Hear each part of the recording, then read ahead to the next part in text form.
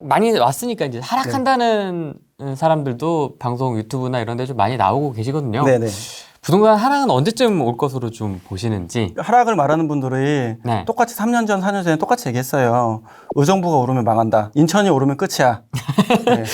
입주 물량 있으니까 세될 거야. 아직 그분들이 얘기를 하는 걸 들어보면 되게 재밌어요. 어떻게 저렇게 컨트롤 C, 컨트롤 V로 모든 인생이 똑같이 살 거라고 착각하고 있을까? 생각하는 사람이 막 있습니다, 지금. 예. 맨날 막 블랙스완 옆 18년부터 엄청 올리고 막 블랙스완 내렸나 모르겠어요. 아마 지웠을 것 같아요. 맨날 그런 분들 있어요. 그분들 보시면서 인생 고민하지 마세요. 인생은 긍정주의자가 돈을 버는 게 아니라 돈이 있는 사람들의 치열한 공부와 치열한 연구를 통해서 만들어진 총합이 저는 자본주의라고 생각해요. 그럼 보세요. 18년 이후로 그렇게 밀린다고 했는데 단 한 번이라도 엄청나게 밀려서 사건이 터진 적이 있나? 네, 그렇지 않아요. 그럼 하락이 온다? 하락이 온다고 있는 거주가 바뀌는 것도 아니에요. 그건 누구나 다 하는 얘기잖아요. 조정이 오는 건 문제가 되지 않아요. 하락이 오냐는 다른 문제예요. 조정은 언제든지 가능하다고 봐요. 근데 실제로는 우리가 그거를 뭘로 하고 있냐면 저는 조정이 두 가지가 있다고 생각을 해요. 첫 번째는 가격 조정, 두 번째는 시간 조정. 우리는 이미 엄청나게 많은 시간 조정을 해서 여기까지 왔어요. 부산이 올랐어요. 그럼 부산이 계속 오르나요? 쉬죠. 그럼 옆에 있는 울산, 창원 이렇게 오르죠. 그 다음 쉬죠. 그 다음 이제 김해랑 포항이 이제 오르죠. 쉬죠. 다음 바퀴 돌았죠. 그럼 다시 어디 올라야 돼요? 수도권 올라야죠. 수도권 또 서울 또 뭐 다시 또 수도권의 현대 아파트가 막 오른대요. 오른다고 하다가 또 다른 데에서 또 뭐 인천도 이제 오른대요. 예, 돌아가면서 우리가 오르는 동안 우리 시간 조정하고 있어요. 이미 조정을 하고 있어요. 시간 조정하고 있어요. 그 심지어 이제 세종이 매전차가 커지니까 이 조정이 어떤 식으로 끝나는가가 저는 앞으로의 미래라고 보거든요. 그래서 세종을 엄청 주의 깊게 보고 있어요. 왜냐면 세종의 인구가 늘어날 일도 없고 그 인구들이 확장 분화할 일도 없고 그리고 상업지가 발전해서 그 동네가 특화될 일도 없고 한 동네이기 때문에 그 동네야말로 진짜 닫힌 개에서 노는 거거든요. 외부 유입이 안전한 게 없어요. 그런 좋은 그런 명확하게 실험체가 명확한 환경에서 예, 그 상황이 이제 나오는 거 보고 우리는 미래를 고민할 수 있는데 문제는 실은 도시의 변화들이 이 정도 수준이 아니라 도시 형태가 변화되고 있다는 게 문제예요. 이게 떨어진다가 다들 전체 장이 떨어진다로 이렇게 생각을 하실 거예요. 그게 아니라 돈이 어디로 집중되고 딴 데가 떨어지는 거예요. 돈이 어디로 집중되고. 다시 말하면 지방에 있는 사람들 예를 들어서 지방의 의사 변호사분들 보면은 자식하고 와이프가 다 서울에 있거든요. 다 강남에 집이 있어요. 아빠만 왔다 갔다 해요. 원래 그 다 국룰이잖아요. 아빠만 왔다 갔다 하고 와이프랑 새끼들은 다 집에 있어요. 그럼 이거를 잘 생각해 본다고요. 상급지에 상급지가 왜 없다고 생각을 하냐고. 왜 그 동네 사람들 그 동네에 계속 살 거라고 생각하냐고. 안 그렇다니까요. 다 올라오고 두 가지 같이 사요. 같이 사요, 진짜. 그러니까 내가 예를 들어 대전에서 되게 돈을 많이 벌었어요. 그러면은 대전에서 많이 돈 벌다가 결국 돈을 담을 만한 그릇, 즉 집이 없어요. 나는 30억짜리 집을 살 수 있단 말이에요. 대전에 30억짜리 집이 없잖아요. 올라와요, 바로. 올라와요. 서울로. 옮기면 되잖아요. 자영업자의 진짜 무서운 점은 그 동네에 살지 않는다는 데 문제가 있는데 그 동네에 병원 있거나 의사분들 다 거기 살 거잖아요. 이렇게 얘기한다니까요. 그분들은 바보냐고요. 그대로 올라와요. 아니면 애들만 엄마만 아크로 리버파크로 보내버려요. 그냥. 올려보내는구나. 그리고 근데 좋지 않아요? 와이프는 서울에 있고 나는 지방에 있고 괜찮다. 좋아요. 우리가 원하는 남자의 라이프 얼마나 좋아요. 그래서 자기 오늘 바빠서 오늘 못 올라갈 것 같아 이러고 거기서 와이프랑 애기 열심히 키우고 나는 여기서 잘 살고. 왜 그렇게 안 살 거라고 생각하는지 모르겠어요. 괜찮은데? 왜 그런지 아세요? 자기가 그 라이프가 안 돼봐서 그래요.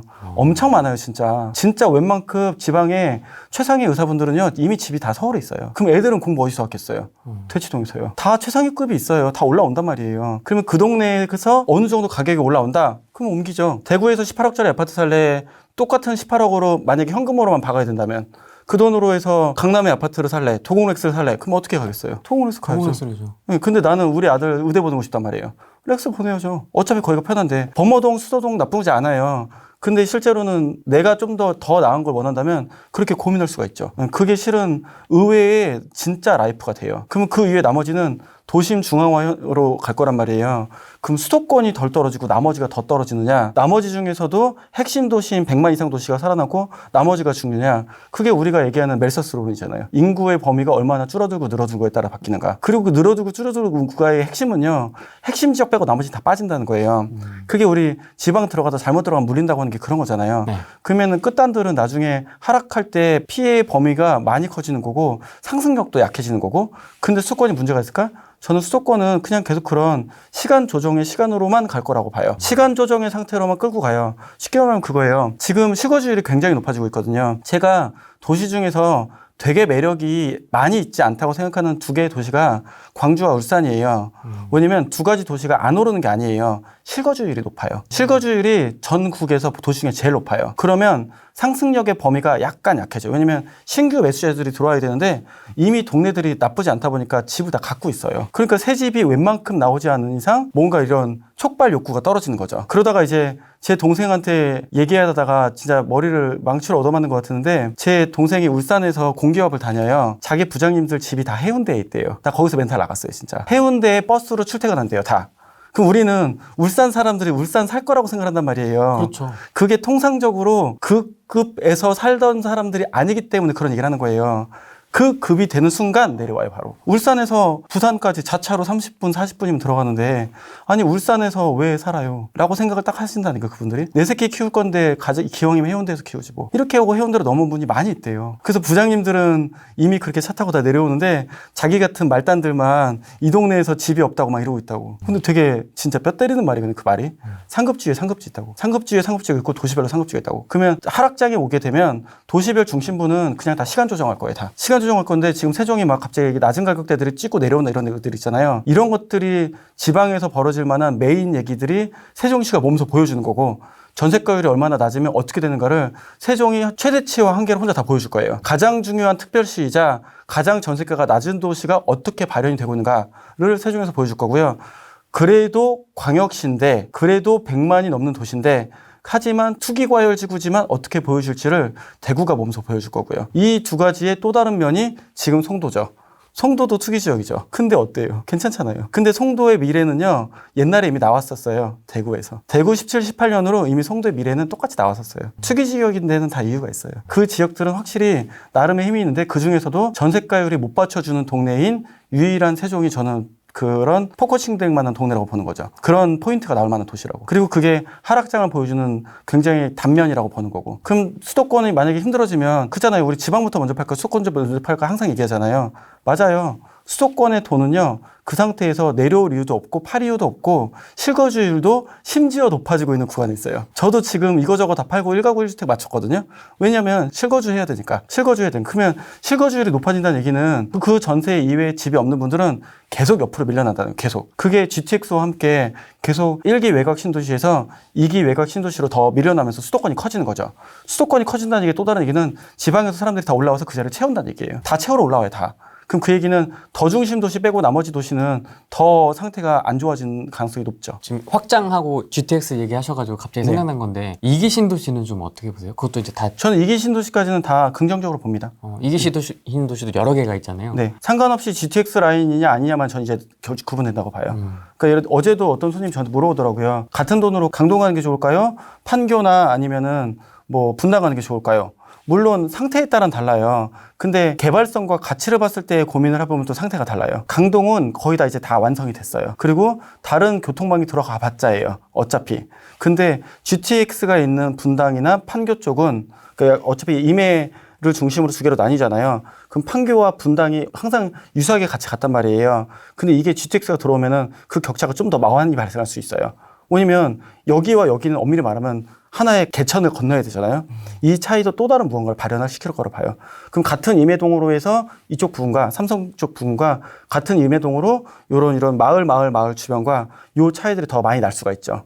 저는 이런 개발성에 배팅하는 편입니다. 그 하락의 끝이 인천에서 마무리해야 된다 이런 얘기들 있잖아요. 그거는 어떻게 생각하세요? 그래서 우리가 다음 인천이 끝나고 다시 서울이 오르고 있고 인천이 끝나고 다시 지방이 오르고 있죠. 지금 무한 루프를 도는 거를 끊어주는 게 옛날에는 다 무슨 사건으로 끝났다는 생각을 해야 되는데 지표로 얘기를 해요. 사건이 없었다면 어떻게 될까에 대한 가정을 보면 이 사이클이 지금 정상인 거예요. 우리는 그런 빌라 사이클을 처음으로 구분하고 있고요. 인천 이후의 사이클을 처음 보고 있어요. 저의 나이 또래 이외에 뭐 한 50대 이하 분들 중에 이 사이클을 완벽하게 처음 본 분이 거의 없으실 거예요. 거의 없는 게 아니라 우리나라 역사상 없었죠. 없었고 이렇게 사이클이 돌아가는 구간들이 이제 처음으로 보여주고 있으니까 빌라들을 사면 문제가 될 거라고 얘기했는데 빌라조차도 가격이 유지되고 일반 빌라들도 이제 실거주들이 들어오고 있는 상태고 이렇게 바뀌는 거죠. 상승장이 여러 차례 있었는데 네. 지난 상승장하고 이번 상승장하고 투자 패턴이 좀 어떻게 다른가요? 대출이 되고 안 되고의 여부, 대출을 하고 안 하고의 여부, 딱 이거 하나라고 봐요.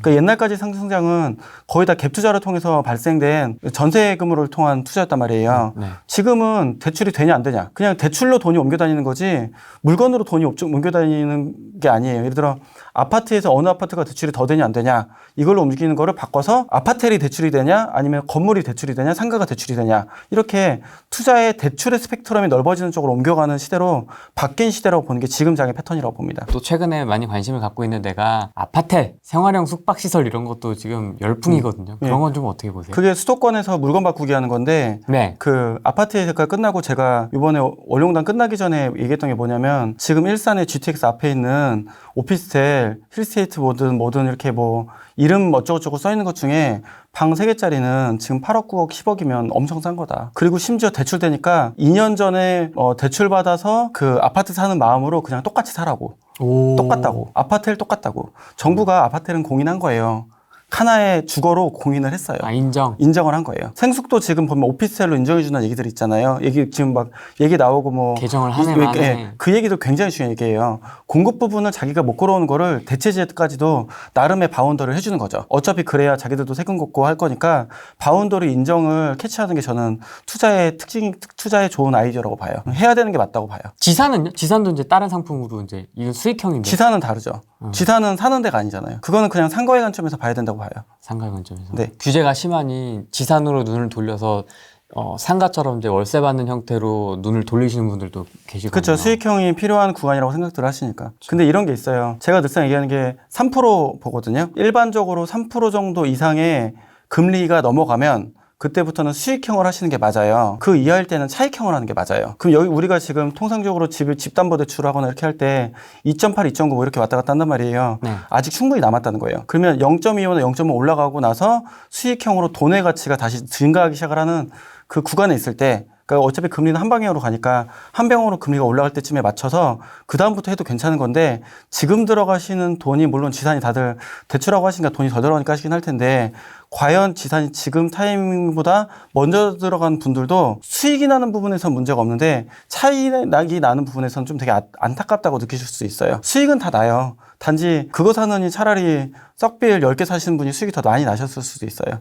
같은 구간에 있어서의 수익률에 관해서는. 물론 지산도 저는 하나의 그런 대체제의 형태로는 필요하다고 보는데 저는 그 부분은 내가 지산에 들어갈 일이 있지 않다면 굳이 아직까지 금리 부분에서 확정이 되지 않았기 때문에 그 부분은 하셔도 무방 안 하셔도 무방 그건 전 취향이라고 봐요. 공부를 그렇게 열심히 해도 왜 시장이 내 마음대로 왜 안 돌아갈까요 이게? 아니 배운 대로 돌아가는 정도로 단순하면 시장 이야기라는 개념이 없죠. 이런 대로 이렇게 되면 이렇게 돼야 되는 거 아니야? 책에 있는 대로 이렇게 안 되더라고요. 어느 구간에 맞다와 어느 구간에 맞다가 나뉘어져 있는 거를 통합해서 같이 보셔서 그런 것 같아요. 그러니까 지금도 아까 제가 말씀드렸지만 부산과 서울이 항상 역의 관계로 이렇게 사이클이 왔다 갔다 했는데 네. 지금 거의 유사하게 이렇게 중심지가 간단 말이에요. 예를 들어서 부산이 최고가를 찍을 때 서울도 최고가를 찍고 이렇게 가지는 않았거든요. 옛날에는. 지금은 얘가 찍고 후에 같이 올라가요. 그러니까 핵심지의 같은 가격들이 같이 움직이는 가격이 세트로 움직이는 시대로 시대가 바뀐 거예요. 왜냐면 항상 우리 다들 얘보다 얘가 싼 애로 부동산 다 먹고 살거든요. 얘보다 얘가 싸고 얘보다 얘가 싸고 얘보다 얘가 싸고 맨날 이렇게 비교로 다 끝낸단 말이에요. 그러니까 다들 중심지 가격들은 같이 움직여요. 다. 도시별 위치로 가격이 움직이는 게 아니라 그 도시의 가격을 중심으로 가격이 같이 움직이는 형태로 시대가 바뀐 시대예요. 지금은. 그럼 이런 시대의 가격을 보니까 하나의 나라가 같은 형태로 움직이는 거고 이게 어떻게 보면 사이클처럼 되는 거고 사이클의 끝이 아니라 당연히 다음 사이클로 거의 가는 중이라고 봅니다. 그게 이제 사이클의 정점이 아니라 사이클의 그 세법 때문에 다른 필드로 변화되는 과정이 있다고